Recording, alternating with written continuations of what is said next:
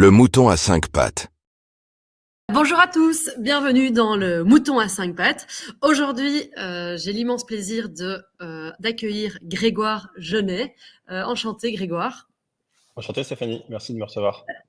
Avec grand plaisir. Alors Grégoire, je vais essayer de te rendre hommage avec une bio la plus adéquate possible. Si jamais j'ai oublié quelque chose, n'hésite pas à me le dire. Donc du coup, tu as fondé une start-up initialement, mais que tu as cédé. Donc si on commence d'abord depuis le début, tout d'abord pompier. Brigade des sapeurs-pompiers pendant un an en 2013-2014, si je me trompe pas. Ouais, exactement. Ça, c'était dans le cadre de mes études à Polytechnique, donc qui est une école militaire. Et donc, on Ok, fait un service militaire. Et moi, j'ai choisi de faire mon service militaire chez les pompiers de Paris. Donc, pendant un an, ok, j'ai été affecté à la caserne de Saint-Denis, dans le 9-3, où j'étais pompier. super. Puis ensuite, du coup, tu deviens trader chez Jane Street.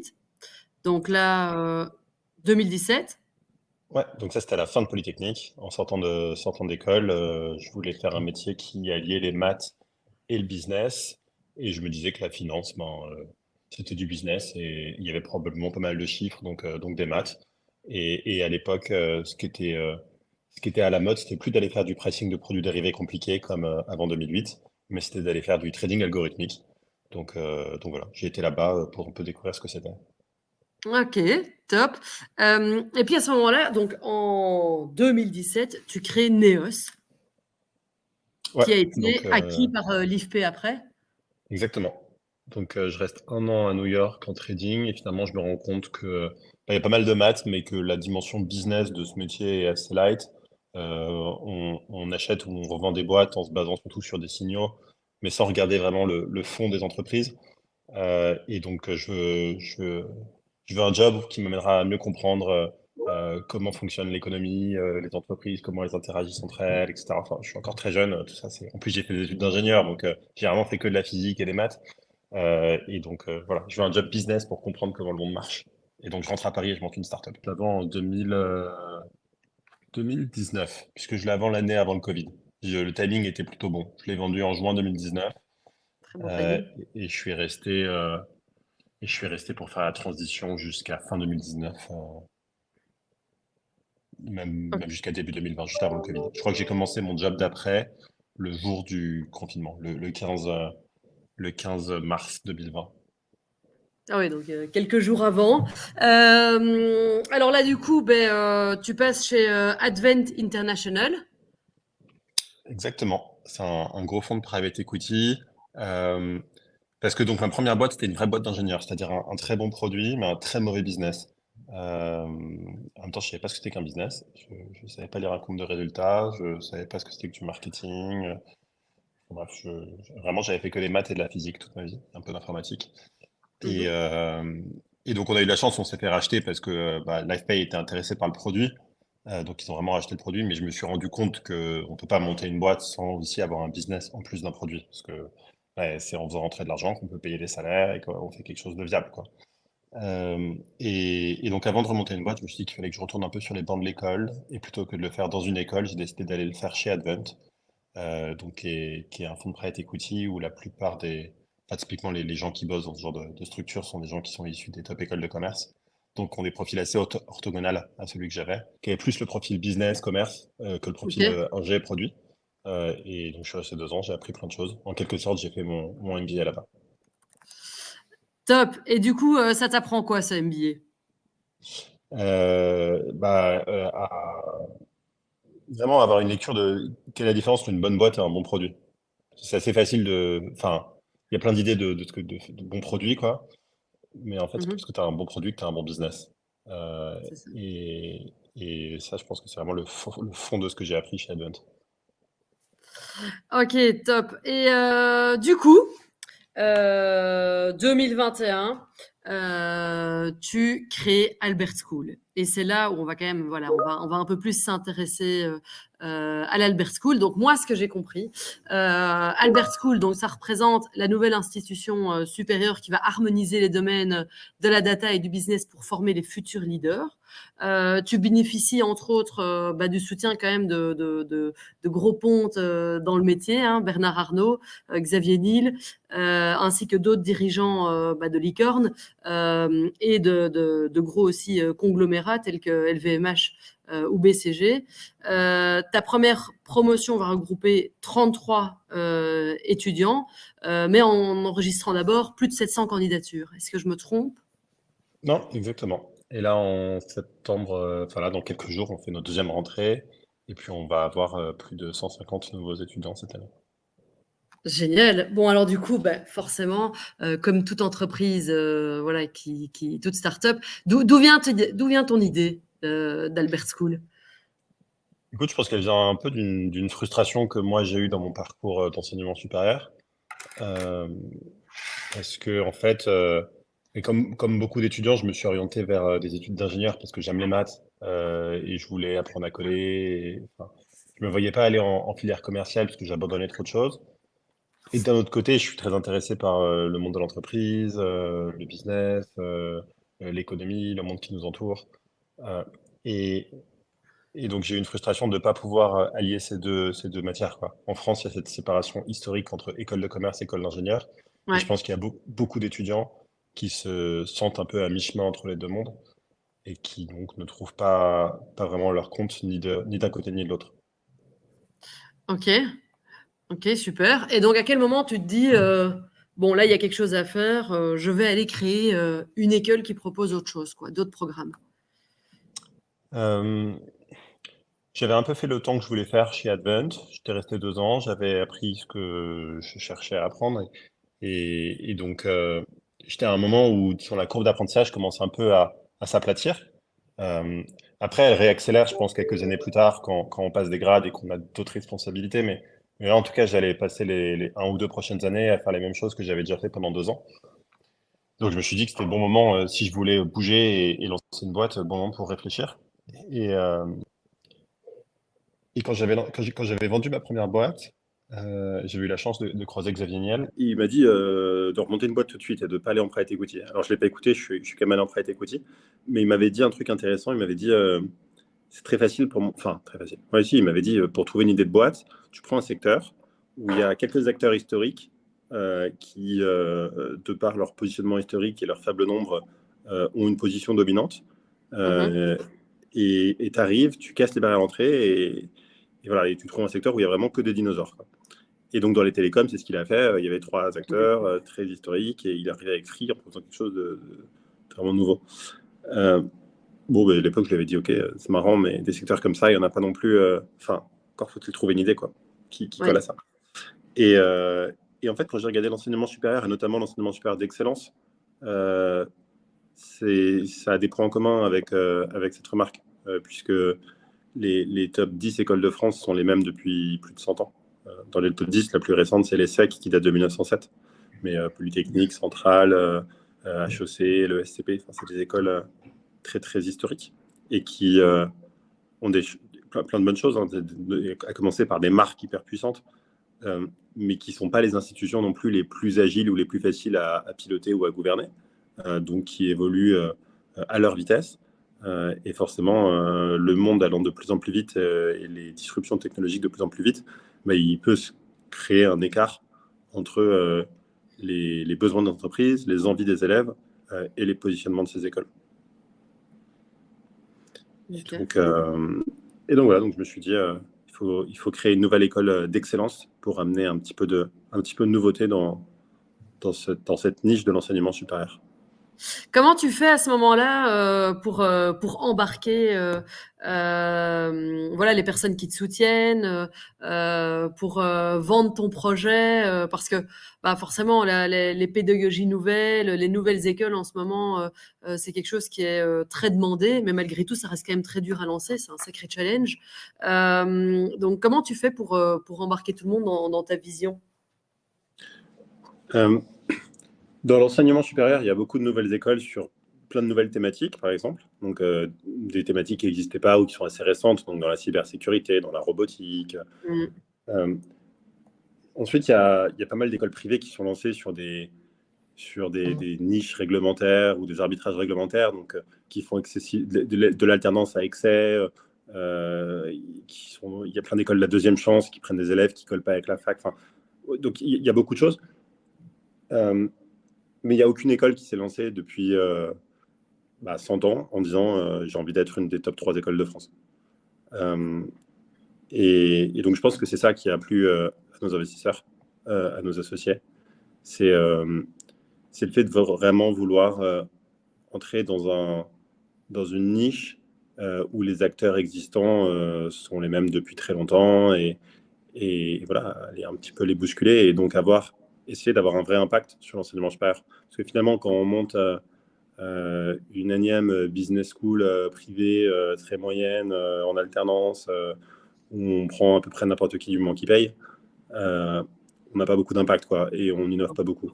Nous, l'idée, voilà, c'est vraiment de proposer un produit d'excellence, donc une formation de très haut niveau où on va former les leaders de l'économie de demain, avec un curriculum qui a été pensé avec toutes nos entreprises partenaires, avec des professeurs de très haut vol qui sont d'ailleurs issus des top écoles, hein, parce que les top écoles ont plein de bonnes choses, et notamment, ils ont des corps d'enseignants de très haut niveau. Et de se dire, voilà, aujourd'hui, comment on fait pour créer des gens, pour former des gens qui vont avoir les compétences techniques pour comprendre le monde dans lequel ils vivent. Parce qu'aujourd'hui, si on maîtrise pas Python, SQL, si on ne sait pas ce que c'est que du cloud, des API et tout, en fait, c'est quand même compliqué. Donc, qui maîtrisent à la fois ça, mais qui comprennent aussi les codes de l'entreprise, qui savent ce que c'est que du marketing, de la finance, et d'un point de vue très opérationnel aussi. Parce que l'enseignement supérieur d'excellence, pour des raisons historiques, est très orienté recherche. Et alors, c'est top, puisque la recherche est essentielle et il faut continuer à ce qu'on en fasse au plus haut niveau en France. Mais il nous faut aussi en fait, des gens de très haut niveau qui sont purement dans l'exécution, dans l'opérationnel et dans le déploiement de ce que peuvent trouver les chercheurs sur des solutions très concrètes, quoi. Et donc, c'est ça qu'on veut former à Albert School. Et du coup, quel est un petit peu aujourd'hui dans le cursus scolaire proposé par Albert School, est-ce que c'est vraiment 50-50, donc 50% vraiment vers, on va dire plutôt des compétences tournées entrepreneuriat, entreprise, 50% plutôt technique, ou bien est-ce qu'il y a quand même l'un des deux qui prend le dessus? Non, c'est vraiment 50-50. Si on regarde la semaine type d'un étudiant de bachelor chez nous, donc il a 32 heures de cours. Sur les 32 heures de cours, il y a 9 heures de maths, 7 heures de data. Donc ça fait 16. Et puis les autres heures de cours, c'est des cours de plus orientés business. Donc il y a de la finance, marketing, stratégie, économie. Il y a un peu de cours de géopolitique, d'anglais. Et puis après, il y a pas mal de cas pratiques qu'on appelle business deep dives. Mais, Ok. mais on est vraiment à 50-50 en bachelor et en master, pareil. Les masters sont vraiment 50-50. Et, Top. et on fait vraiment gaffe à rester 50-50, même si si on était à 60-40, ça ne changerait pas grand-chose, Non. quoi. Enfin, mais en fait, si on basculait à 60-40, les gens seraient trop contents de pouvoir dire on est une école d'ingé ou une école de commerce. Parce que vraiment, c'est la grande question des gens, c'est mais en fait, on est lequel des deux? Alors que ça n'a pas de sens. On n'est justement aucun des deux. Il n'y a pas de raison que les gens Ou catégorisent tous les deux. Ouais. ou les deux. Enfin voilà, Ouais. mais donc, et finalement, ce point d'honneur à rester à 50-50, c'est vraiment pour éviter que qui que ce soit puisse essayer de nous catégoriser dans des catégories qui, pour nous, euh, j'ai pas envie de dire non plus de sens, mais sont trop binaires, quoi. Il y a tout un éventail de compétences dont on a besoin entre ces deux choses-là. Alors, est-ce que tout le monde peut s'inscrire Tout le monde peut pour candidater. tout le monde peut candidater et il y a un certain nombre de places? Et il y a un certain nombre de places qui sont ouvertes chaque année, absolument. Le processus de sélection pour les bachelors, c'est un test de maths en ligne. Mmh. Ensuite, on demande les dossiers scolaires des étudiants. Et après, on fait un entretien d'admission individuel avec chaque élève. Euh, et puis, à l'issue de ces 3 étapes, on prend une décision. Et donc, comme on disait pour la première année, 700 candidatures reçues quand même, c'est beaucoup pour une première année et vous en Ouais. avez accepté 33. On en Cette a année. accepté, on en a accepté 70. Et sur les Ah! 70, il y en a 33 qui se sont inscrits. Parce qu'évidemment, on accepte des Ah! étudiants. Il y en a certains qui décident d'aller à Louis-le-Grand, à Ginette, à Dauphine ou à Cambridge, hein. Bien sûr. OK. Mais un taux de conversion d'un étudiant sur 2 accepté qui vient, finalement, c'est un taux très élevé. Ouais. Puisque, par exemple, dès qu'on est, je ne sais pas, Central Paris, bah, on a la moitié des étudiants qui sont admis à Centrale qui sont aussi admis à Polytechnique. Et donc, on est déjà à 1 sur 2, quoi. Donc, en fait, 1 sur 2, ça veut dire qu'on a un taux de choix très, très fort des élèves. Et il s'explique de par le fait qu'on soit un peu seul sur notre positionnement. On est très différencié. Et donc, un étudiant qui veut venir avec Albert School, généralement, il n'hésite pas entre Albert School et 10 autres écoles. Non. Et du coup, cette année, il y en a combien qui vont commencer la semaine prochaine? Il y en a 150 nouveaux. Ah, donc tu es passé de 33 à 150 la semaine prochaine? Ouais, bon, on a ouvert les masters, donc on est passé de 33 à 70 sur le bachelor, et on a ouvert le master, et le master, on l'ouvre avec directement 80 étudiants. Ah, Et je ok. pense que ça s'explique par le fait que les étudiants en bachelor, ils comprennent pas bien ce que c'est que la data. Et donc, on a un vrai travail pédagogique à faire aussi pour leur expliquer en quoi notre positionnement est intéressant pour eux. Ils sont très orientés vers des matières, vers ce qu'ils connaissent, hein, finalement, donc les matières du lycée, quoi. Donc, quand on leur demande ce qu'ils veulent faire dans la vie, ils disent bah, j'ai envie de faire des maths ou de l'économie, de la physique, enfin bref, les matières qu'ils ont à l'école, quoi. Oui, le data, la cybersécurité, ce ne sont pas des domaines où on Voilà. va venir naturellement. Ok. Alors qu'une Ok. fois qu'ils ont fait quelques années en école de commerce, paradoxalement, ils comprennent beaucoup mieux l'importance. En fait, souvent, ils ont fait 1 ou 2 stages et tout, et ils comprennent l'importance de maîtriser la data pour prendre des meilleures décisions business. Et donc, voilà, on a eu énormément de candidatures sur notre master, enfin sur nos masters, puisqu'on en a 4. Data for Business, Data for Finance, Data for Marketing et Data for Sustainability. Ok. Comment tu t'es fait connaître, du coup? Comment tu as fait connaître l'école?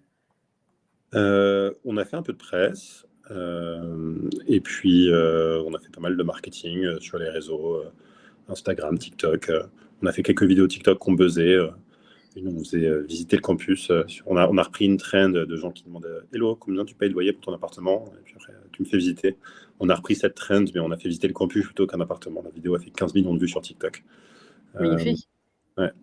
Donc, quelques petits buzz comme ça qui nous ont bien aidés.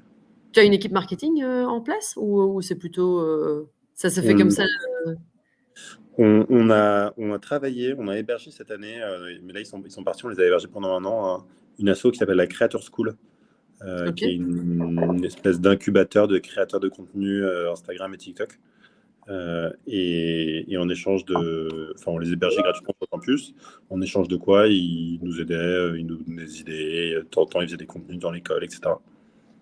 Ok. Top. Du coup, pour toi, quand tu as bon, tu as déjà un petit peu répondu à la question, mais quelles étaient tes attentes quand tu as fondé Albert School? Quelles étaient tes ambitions? Et maintenant qu'on est, on est 2 ans plus tard, où est-ce que tu en es par rapport à ces attentes initiales? Est-ce que, du coup, la réalité correspond à tes attentes? Pas du tout? Encore plus? Enfin, raconte-moi un peu. Pour l'instant, ça colle relativement bien. Euh, on a ouvert un deuxième campus à Marseille. Ok. Tu vois, on n'avait pas forcément prévu d'ouvrir aussi vite un autre campus, donc ça, c'est top. Les élèves sont hyper contents. Non, franchement, ça se passe bien. Bon, je pense qu'après, on avait fait un plan. Donc je sortais du private equity. Mhm. Et donc, on avait fait un plan plus private equity qu'un plan startup. Donc, c'est-à-dire un plan qui était un peu plus raisonnable, peut-être. Et donc, comme on a fait un plan raisonnable, pour l'instant, on arrive à bien le suivre. Donc, c'est cool. Les signaux sont positifs. Ok, top. Et alors, du coup, c'est vrai qu'on a mentionné plutôt le soutien de personnalités quand même assez influentes. Donc, du coup, est-ce qu'il y a eu une influence quand même certaine sur le choix des cursus, les prises de décision, quelles qu'elles soient, ou alors au contraire, est-ce que tu as vraiment eu carte libre, quoi? Euh, on a vraiment beaucoup été aidé par nos entreprises partenaires sur la construction des programmes. L'objectif d'Albert School, c'est vraiment d'être très proche des entreprises Mhm. et vraiment de fournir des talents qui sont hyper opérationnels. Donc, pour nous, dès qu'on enseigne quelque chose, c'est important qu'à tout moment, un étudiant puisse lever la main et dire OK, mais en fait, à quoi ça sert ça? Et Mhm. si on n'a pas de réponse, on le retire du programme. Et donc, pour être sûr d'avoir une réponse à chaque élément, on a tout construit avec nos entreprises partenaires. Donc on a été très proche d'eux. Et l'autre élément sur lequel elles ont été essentielles, c'est que finalement, une école, c'est une marque. On va à une école pour apprendre des choses, oui. Il faut qu'il y ait du contenu, mais on y va aussi pour avoir une marque sur son CV. Une marque qui permet d'ouvrir des portes, d'être reçu en entretien, de trouver un job. Et le fait de travailler avec tous ces partenaires et d'avoir ces investisseurs, ça contribue énormément à la marque Albert School et à la positionner à un certain endroit. Ce qui fait qu'aujourd'hui, un étudiant qui sera dans 1 ou 2 ans de diplôme Albert School, ou les étudiants actuels, quand ils candidatent en stage, ils sont reçus en entretien et ils sont valorisés par les entreprises qui les reçoivent. Ok. Forcément, c'est un podcast sur le recrutement. Tu as déjà expliqué que la sélection des étudiants, donc du coup, d'un côté, il y avait quand même eu 700 candidatures. Donc c'est aussi un des aspects clés pour le succès d'une école. Comment est-ce que tu trouves l'équilibre entre, d'un côté, attirer les candidats prometteurs, tout en maintenant des normes élevées pour la qualité de l'éducation que tu fournis? Comment est-ce que tu fais pour trouver un petit peu l'équilibre entre les deux? Je pense que c'est un des sujets un peu schizophréniques de l'école. Hein. C'est ce qui fait c'est un peu dur. Le point de base, c'est que c'est pas les mêmes personnes chez nous qui font qui vendent l'école, donc qui font le recrutement, le marketing, qui aident les élèves dans le processus d'entretien, etc. Et les étudiants qui font le filtre, et les personnes qui font le filtre, le jury d'admission, et qui disent ça c'est oui, ça c'est non. Et donc chacun a ses objectifs qui sont différents et donc voilà, on a les good cop et les bad cop, quoi. Ok. Et moi je suis le bad cop. J'avais demandé, du coup, t'es quoi? T'es bad cop ou good cop? Tu es le bad. Ok. Voilà. Ok. Et justement, toi-même, en tant qu'ancien étudiant, entrepreneur également, maintenant actif dans le domaine de l'éducation, comment tu perçois l'équilibre entre les attentes des étudiants envers la formation qu'ils vont recevoir et la réalité des compétences dont ils auront besoin pour réussir dans le monde professionnel? L'équilibre entre les compétences dont ils ont... Pardon, tu peux... Ouais, donc en fait, les étudiants un étudiant qui rejoint la Albert School Ouais. va avoir l'attente, d'après ce que je comprends, d'avoir un petit peu cette double dimension du terrain et en même temps du technique. Ouais. Mais dans un autre sens, il y a quand même des compétences, par exemple, s'ils veulent accepter des métiers, accepter de rentrer dans les métiers de la data, il y a quand même toute une connaissance à avoir, un savoir-faire qu'ils doivent apprendre.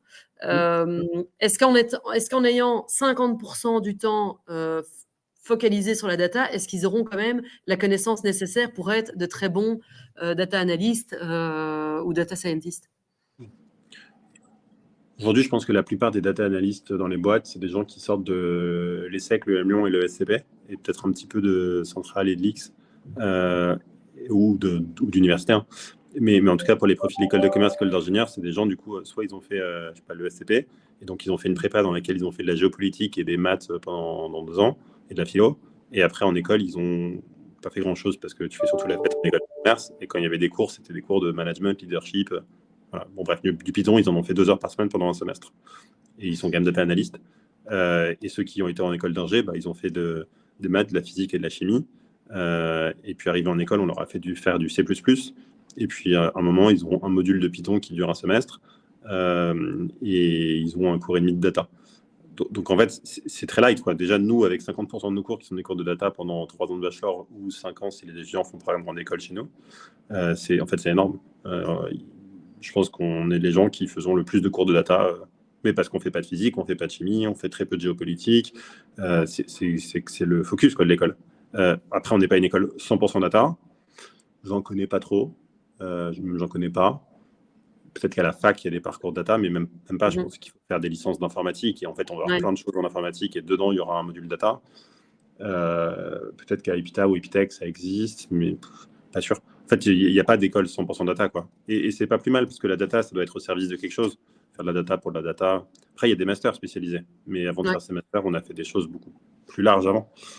Donc je pense que non, je pense que nous, avec 50% de cours de data, on sort des étudiants qui sont vraiment à la pointe de ce qui est disponible aujourd'hui sur le marché de l'emploi en termes de talent en data.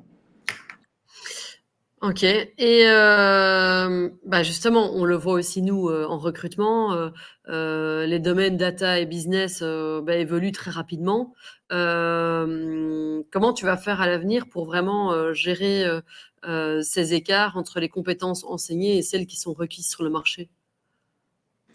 Euh, on essaie de ne pas faire de trucs trop ad hoc. Donc, c'est un peu des paradoxes à essayer d'allier. Genre, on va être professionnalisant, mais on ne prépare pas les gens à un métier, par exemple. Ouais, ça, c'est un truc pour beaucoup de monde, être professionnalisant, ça veut dire préparer à un métier. Donc, je sais pas, Oui, une école de plomberie, c'est une école professionnalisante, elle prépare à être plombier.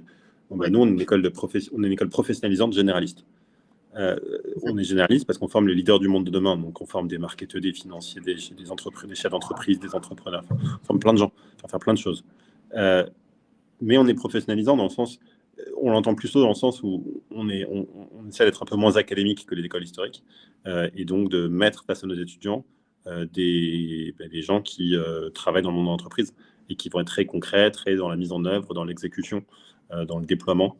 Euh, et après, par contre, les compétences qu'apprennent les élèves, elles sont hyper multiples. Et comme dans la plupart des écoles d'excellence, finalement, nos élèves, ils apprennent à apprendre. Donc, ils ont des bases techniques. Enfin, les maths, ça ne va pas changer. Faire 9 heures de maths par semaine pendant 3 ans, ça donne des bases assez fortes et ça Mhm. restera comme ça. Et puis le Python, ça reste un truc qui est hyper général. Alors oui, dans 10 ans, ce sera peut-être plus Python, ce sera Julia, mais finalement, quand on sait coder en Python, apprendre le Julia, c'est très facile. Les choses Mhm. qui changent très vite, c'est surtout les outils. Oui, aujourd'hui, ils sont sur Jupyter. Alors, est-ce que demain, ce sera un autre environnement de code? Oui. Mais finalement, c'est assez facile de faire ce switch. En tout cas, pour des étudiants du niveau que nous, on forme, euh, on n'est pas très inquiet sur ce sujet-là. Après, l'enjeu, c'est plutôt comment on fait pour garder nos programmes à jour. Parce que même si les éléments changent, nous, ceux qu'on a envie d'enseigner à nos étudiants, c'est toujours les derniers. On n'a pas envie de leur enseigner les trucs d'il y a 20 ans, juste sur le prétexte que, de toute façon, comme ça change, autant de ne pas faire la course.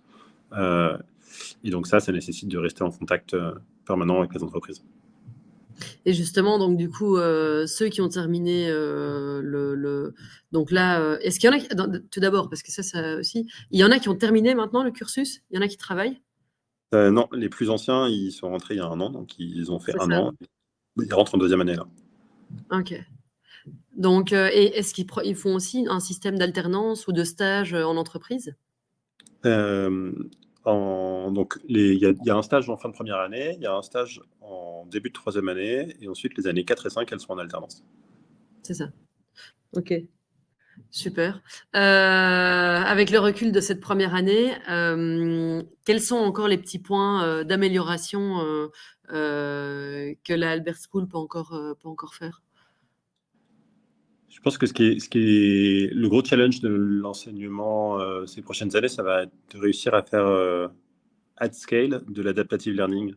Donc, de vraiment réussir à créer des parcours personnalisés pour chaque élève, Mhm. sachant qu'en pratique, nous, on a toujours envie de mettre nos étudiants, en tout cas pour notre formation à nous, on a envie de mettre nos étudiants face à des humains, face à des professeurs qui en fait ont un rôle de coach, hein, Ouais. de mentor. Et on a envie de les mettre face à des professeurs à un maximum, donc beaucoup d'heures. On pense qu'il y a énormément de richesse à avoir là-dedans, sauf que si on met des étudiants devant des professeurs, forcément, on ne peut pas les mettre en one-to-one 30 heures par semaine, ça ne marche pas. Donc, il faut qu'on les mette en groupe devant des professeurs, et si on les met en groupe, comment on fait pour que ce soit adaptatif? Et donc ça, il y a vraiment un trick à trouver pour faire des bons groupes, répartir les élèves comme il faut, et que ça se soit dynamique pour que les élèves puissent changer de Mhm. groupe en fonction de leur évolution, de leur progrès. Euh, et, et donc, je pense que ça, c'est un challenge. Et surtout que tous les étudiants n'apprennent pas de la même manière. Si je prends l'exemple de la data, il y a des étudiants pour lesquels c'est mieux d'enseigner d'abord beaucoup de Excel et d'aller assez loin dans les algorithmes sur Excel avant de passer à Python. Et en fait, de leur expliquer que sur Python, ils vont faire la même chose, juste ils ne voient pas ce qui se passe, mais il se passe la même chose. Alors qu'à l'inverse, les étudiants, ils ont besoin plutôt d'un framework théorique avant, et donc ils ont plutôt besoin de passer par les maths avant de passer sur du Python. Euh, et, Et donc voilà, donc ça c'est typiquement deux catégories de gens à laquelle pour optimiser leur cours d'apprentissage, c'est pas la même voie. Et donc nous, notre rôle, c'est d'essayer de réussir à découvrir quels étudiants et dans quel type d'apprentissage et de faire les groupes le plus efficacement possible, quoi. Donc ça, là-dessus, je pense qu'il y a encore bien 15 ans de progression pour Albert School. 15 ans, ça va, donc c'est bien, t'as encore de quoi faire. Et au contraire, c'est quoi la chose, qu'est-ce qui te rend le plus fier maintenant dans ce beau projet? C'est que 100% de nos étudiants sont restés avec nous. C'est qu'ils sont tous hyper heureux, trop contents, et tous ceux qui valident, quoi, tous ceux à qui on a autorisé de rester restent avec nous. Et avec le recul, en ayant créé cette école, est-ce que, oui, voilà, je t'avais déjà posé la question juste avant, mais est-ce que ce que tu as imaginé de cette école, aujourd'hui, c'était exactement ce que tu avais imaginé? C'est dur à dire parce que j'ai pas gardé une image mentale, je pense, super nette de ce que j'avais imaginé il y a 2 ans. Rétrospectivement, j'ai envie de dire oui, mais est-ce que j'ai aujourd'hui changé mon image mentale il y a 2 ans? Peut-être. Peut-être. Mais ouais, non, je pense que ça colle pas mal avec ce que j'avais imaginé faire. Bon, du coup, pour qu'on garde une image mentale justement de août 2023, quels sont tes plans sur les 3 prochaines années? Comment tu imagines l'évolution de la Albert School? Eh ben, là, on va être du coup 170 étudiants à la rentrée. Je pense que dans 3 rentrées, on aura à peu près 800 étudiants sur nos différents campus entre Paris et Marseille, et qu'on aura ouvert peut-être un ou peut-être 2 autres campus. Eh ben, en tout cas, c'est tout ce que je te souhaite. Grégoire, un tout grand merci d'avoir partagé cette belle expérience. Je te souhaite tout le meilleur pour la suite de la Albert School. À titre privé, je te dirais que c'est vraiment un beau projet. J'ai toujours rêvé d'ouvrir une école aussi. Donc, du coup, c'était un sujet qui m'a énormément parlé. Donc, merci en tout cas de nous avoir donné un petit peu nous expliquer un petit peu tous les couloirs de la Albert School. Merci, Bonne Stéphanie. journée. Merci beaucoup d'avoir reçu. Bonne journée. Avec plaisir. Au revoir.